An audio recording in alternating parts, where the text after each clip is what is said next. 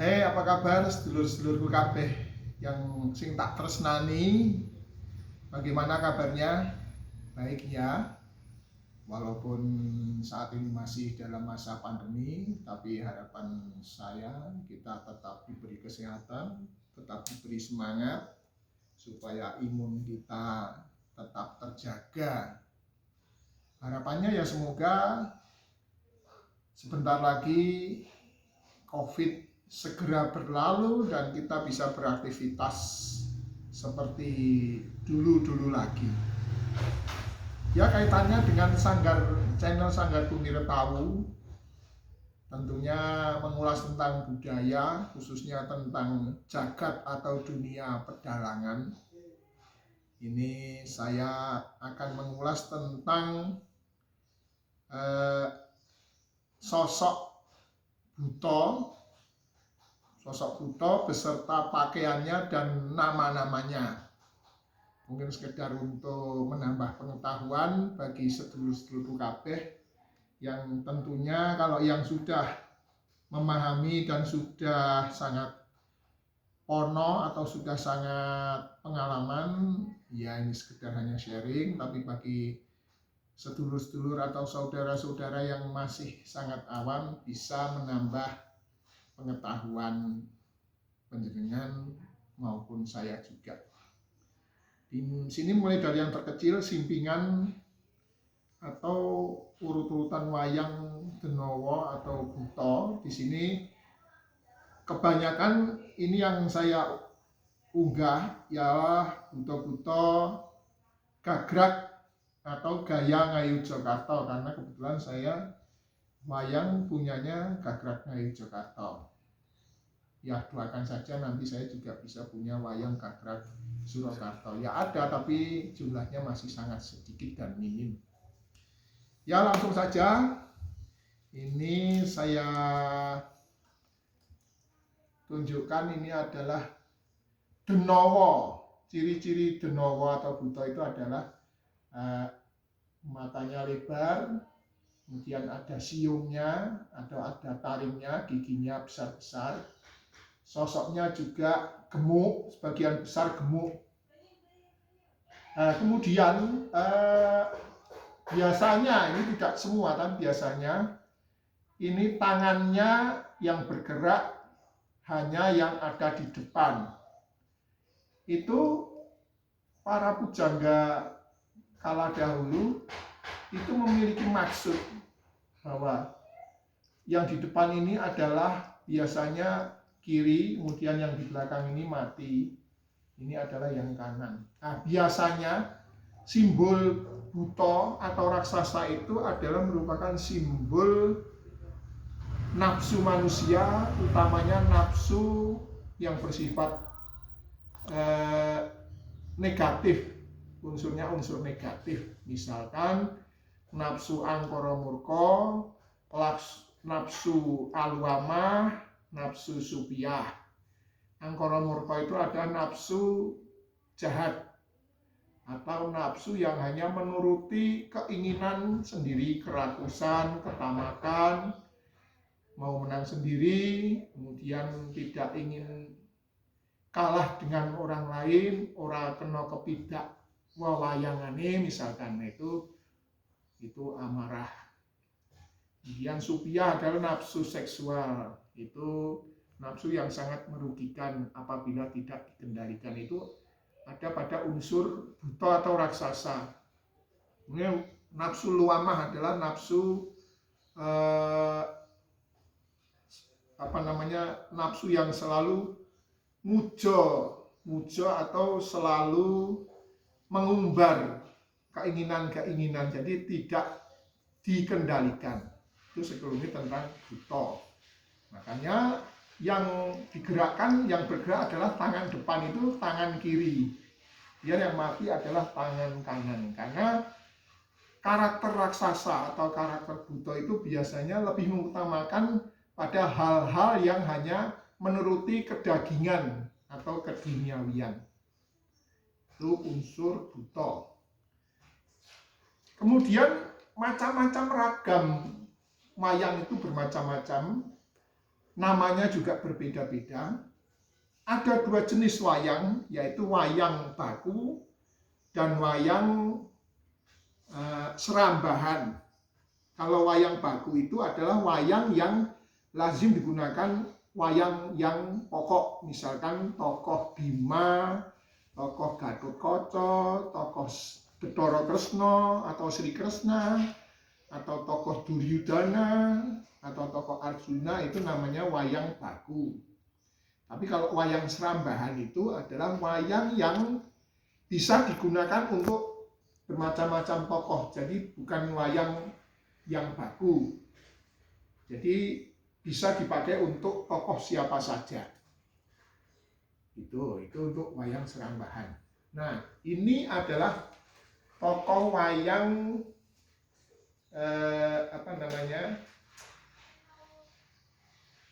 dewa. Buta tapi buta dewa. Ciri-ciri dewa itu adalah menggunakan ketu. Jadi ini pakaiannya ketu. Ini ciri-ciri dewa. Kemudian dia berselendang atau sampir. Ini ciri-ciri wayang dewa. Itu bukan hanya buta, misalkan Bathara Guru, Sang Hyang Narada, Sang Hyang Indra, Sang Hyang Penyarian, itu umumnya menggunakan ketu. Ini namanya ketu, ketu dewa. Jadi ini adalah Denawa buta tapi buta dewa. Ini juga termasuk wayang baku. Tapi biasanya kalau dalang-dalang itu tidak selalu memiliki wayang-wayang yang lengkap. Nah, bisa juga dalang menggunakan ini untuk tokoh, misalkan Begawan Bagaspati, itu mertuanya Prabu Salyopati atau Prabu Salyontoko. Prabu Salyo itu adalah orang tuanya Raden Burisrawa salah satunya.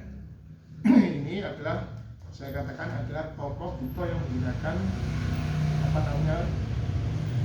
dewa, pakai ketu dewa. Nah, yang ini adalah sama juga Denawa, tapi ini buta pendito. Walaupun dia raksasa, tapi dia merupakan pendeta. Jadi raksasa atau buta pendito. Ini namanya apa ya? Ini ciri khas dari tokoh atau sosok pendeta, itu ciri khasnya memakai ini. Ketu, tapi bukan ketu dewa, tapi juga sama ketu. Nah, ini seperti kain tapi ditutupi, langsung ditutup seperti ini. Ini walaupun dia buta atau raksasa, tapi dia termasuk adalah buta yang baik hati. Karena saking baiknya, mulia hatinya, sampai dia pun berdarah putih. Ini adalah tokoh Bagaspati. Tokoh Bagaspati. Ya. Lanjut kemudian, ini adalah tokoh Yamadipati, dewa penjabut nyawa. Ini walaupun bentuknya seperti ini mengerikan atau medeni, tapi ini adalah Yamadipati, termasuk juga dewata. Ini juga dewa, ciri khasnya memakai ketu. Ini rambutnya gimbal atau panjang. Jadi walaupun dia berbentuk raksasa, tapi ini termasuk juga dewa. Ini versi tokoh Gagrag Ngayogyakarta Hadiningrat. Ya. Ini Yamadipati. Kemudian berikutnya, nah ini adalah buta, tapi buta serambahan. Serambahan seperti yang saya katakan tadi adalah bisa dipakai untuk tokoh yang tidak baku atau yang tidak pokok. Nah, ini sosoknya seperti ini. Berbeda dengan yang raksasa tadi. Kalau tadi itu memakai ketu dewa, kalau ini mahkotanya itu menggunakan mahkota gelung. Gelungnya namanya gelung gembel. Ini gelung gembel seperti ini. Ini biasanya lazim digunakan untuk Narapraja atau Sentono atau pegawai kerajaan itu pangkatnya biasanya patih. Itu ciri khasnya menggunakan seperti ini. Jadi bukan tokoh seorang raja, jadi menggunakan gelung gembel. Itu untuk buto yang atau tokoh yang menggunakan gelung gembel. Nah ini termasuk juga wayang serambahan. Tapi ini lazim digunakan untuk patih. Ciri khasnya itu juga dia posisinya dia jangkah seperti ini, tapi pakaiannya ini menggunakan sembulian. Ini istilahnya sembulian atau bokongan. Jadi ada tokoh wayang yang lainnya, yang ini ya ini kan tidak sembulian kalau ini. Jadi ini tetap seperti ini. Sedangkan yang ini adalah bokongan. Ini ciri khas wayang patih itu menggunakan bokongan seperti ini. Ini sekedar untuk pengetahuan. Ciri khasnya salah satunya seperti ini. Lah yang ini juga adalah wayang serambahan juga. Nah kalau ini mahkotanya adalah namanya mahkota Topong Karno. Topong Karno karena lazimnya seperti mahkotanya Adipati Karno. Dia menggunakan mahkota setengah lingkaran seperti helm. Berbeda dengan yang ini, kalau ini tadi adalah gelung gembel atau gelung keling. Gelung keling itu yang dipakai untuk tokoh Jayabroto, Gondomono, segala itu. Nah ini juga termasuk serambahan. Wayang serambahan maksudnya bisa dipinjam untuk tokoh-tokoh lain yang tidak baku. Itu adalah wayang serambahan itu tadi. Nah bedanya dengan yang tadi, kalau ini tidak bokongan. Ini kalau untuk kepangkatan, pangkatnya lebih tinggi yang ini daripada yang ini. Ini juga bisa digunakan untuk patih, wayang yang berpangkat patih juga. Patih. Nah biasanya Topong Karno seperti ini bisa digunakan untuk patih-patih yang rajanya biasanya juga menggunakan Topong Karno, tapi bedanya dia memakai ini probo. Nanti ada wayangnya. Nah, sekarang yang unik lain dari yang lain yang tidak bisa dipinjam ini adalah tokoh Lembusuro. Tokoh Lembusuro ini adalah raksasa tapi berkepala sapi. Walaupun dia hewan, tapi ini adalah makhluk yang memiliki kesaktian. Badannya raksasa tapi wajahnya sapi. Ini adalah patih dari Prabu Maesasura, raja di Kiskendhapura. Ini juga patih, pangkatnya patih, hampir mirip sama dengan yang tadi. Ini juga patih, besarnya hampir sama. Cuman bedanya mahkotanya kalau di sini namanya mahkota cewasan. Cewasan atau istilahnya apa ya? Ya cewasan. Jadi ini seperti ini pakai seperti ini. Jadi kancing gelungnya lebih besar dibandingkan yang lain dan ini adalah polos. Ini adalah Lembusuro. Kemudian rajanya Lembusuro itu tadi namanya adalah Maesasura. Nah ini rajanya, Raja Kiskendhapura. Itu mirip dengan Lembusuro, cuman bedanya dia bermahkota. Nah ini ciri khas adalah raja atau kalau di bahasa Jawa itu ratu. Ratu itu bukan kok raja perempuan, tapi raja di Jawa itu istilahnya adalah ratu. Ini Ratu Kiskendhapura atau Raja Kiskendhapura namanya adalah Prabu Maesasura. Nah, bedanya dengan tokoh wayang yang patih tadi itu ada pada ini. Ini dinamakan probo. Probo. Tapi kadang-kadang kaprah orang mengatakan wih badong. Ini bukan badong, kalau badong itu ini. Ini sebenarnya probo. Nah, ini bedanya dengan Lembusuro itu tadi. Jadi kalau Lembusuro tidak ada probonya, kalau Maesasura ada probonya. dan dia bermahkota. Jadi pangkatnya lebih tinggi jenis tokoh wayang yang memakai mahkota. Ini Maesasura. Nah, kemudian ini tokoh Suratri Mantra. Ini dia juga bisa dikatakan tukang pukul. Tukang pukulnya kalau nggak salah ini Prabu Kongsodewa. Ini seorang raksasa juga, dan dia juga bisa termasuk kategori patih. Tapi uniknya kancing gelungnya ada di sini. Jadi tidak menggunakan mahkota, tapi rambutnya ngore, tapi dia menggunakan kancing gelung. Jangkahnya sama seperti wayang buta yang lain, tapi tidak bokongan. Ini Suratri Mantra, tokoh Suratri Mantra. Kemudian ada tokoh lain, patih juga, tapi khusus untuk satu ini unik. Walaupun dia patih, dia menggunakan probo. Nah ini pakai probo. Ini namanya adalah tokoh Patih Prahasta. Patih Prahasta ini adalah pamannya Prabu Rahwana atau Prabu Dasamuka.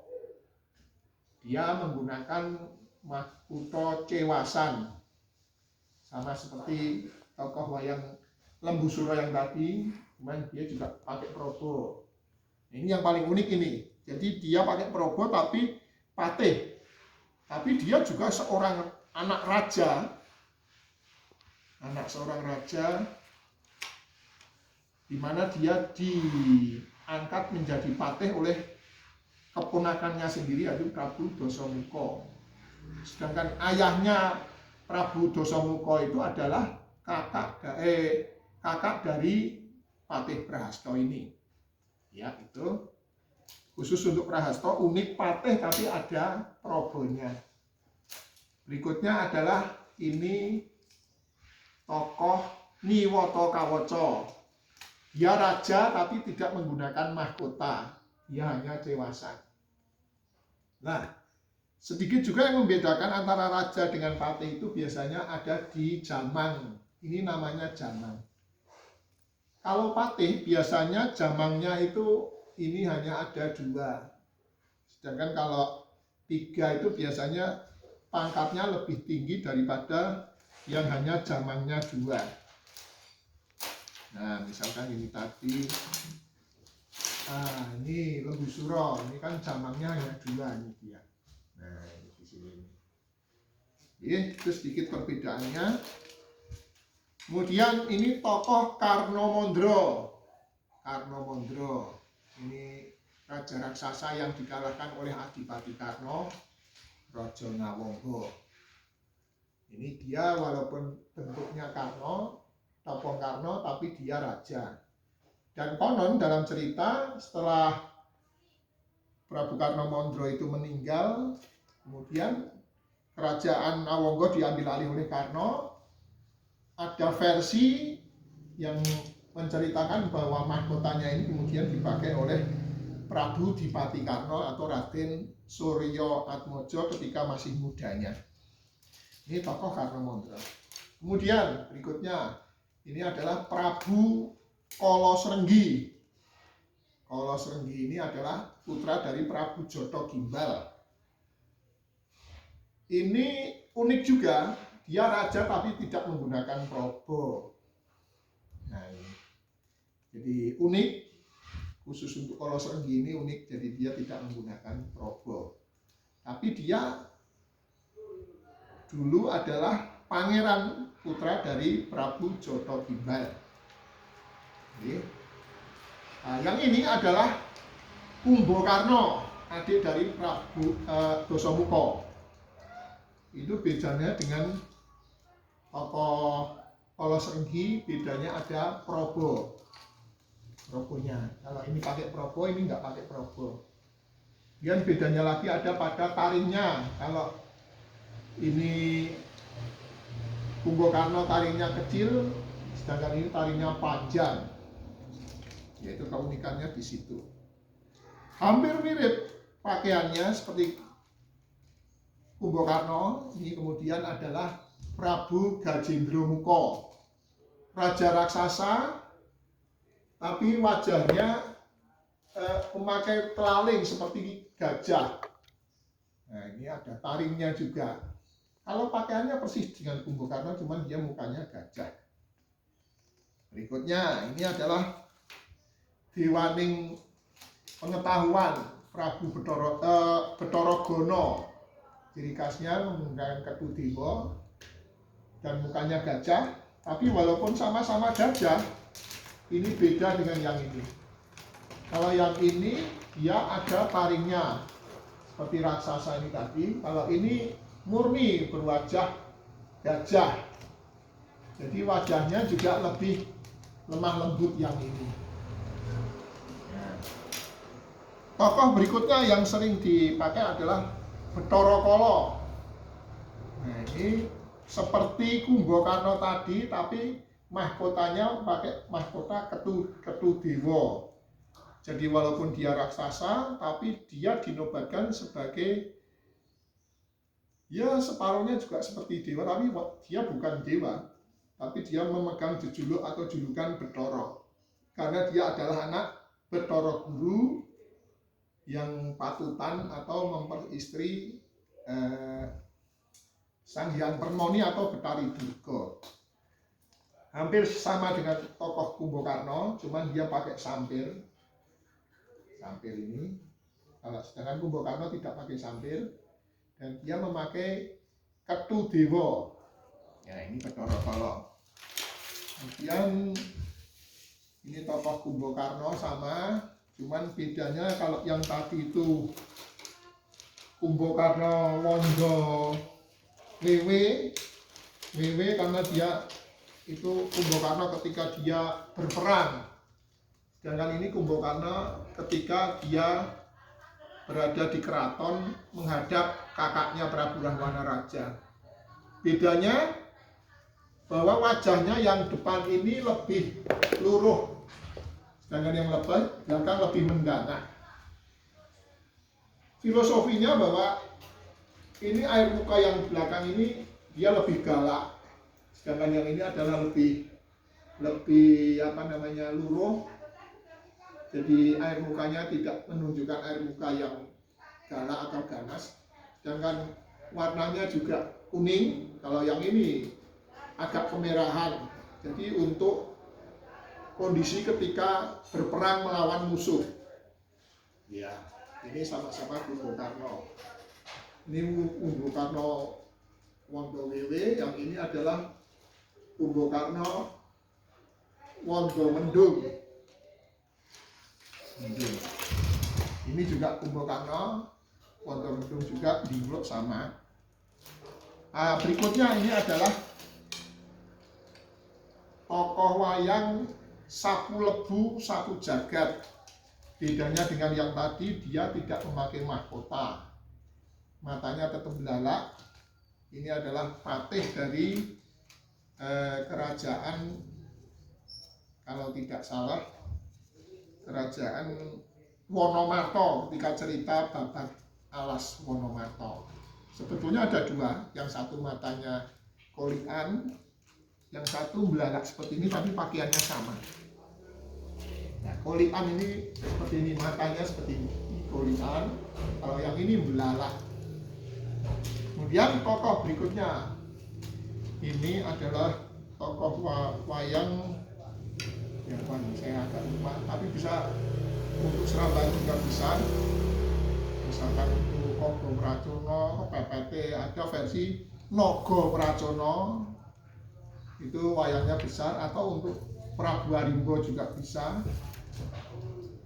Ini wayangnya besar, ini juga bermahkota.